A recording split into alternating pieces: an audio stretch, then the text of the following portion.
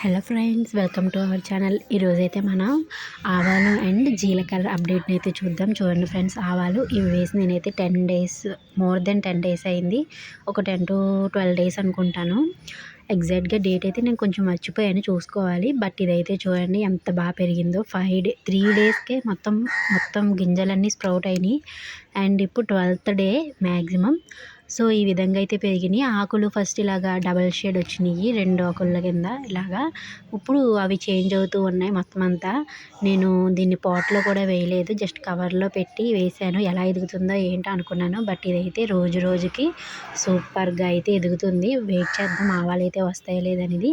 And అలానే జీలకర్ర ఇది వేసి మినిమం 20 డేస్ అయితే అయ్యింది. ప్రతి ఒక్కటి రోజుకొక్కటైనా అలాగ స్ప్రౌట్ అవుతూ ఉన్నాయి. ఫస్ట్ 5 డేస్ అయితే ఏమి లేదు, నేను కవర్ చేసి ఉంచాను. 5 డేస్ తర్వాత కవర్ అయితే ఓపెన్ చేశాను. దాని వేలు చూడండి ఫ్రెండ్స్ ఎంత అలా కనిపిస్తున్నాయో.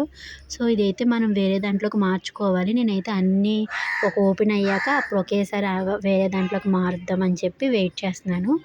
ఓకే ఫ్రెండ్స్, ఇది మన జీలకర్ర అండ్ ఆవాల అప్డేట్. బాయ్.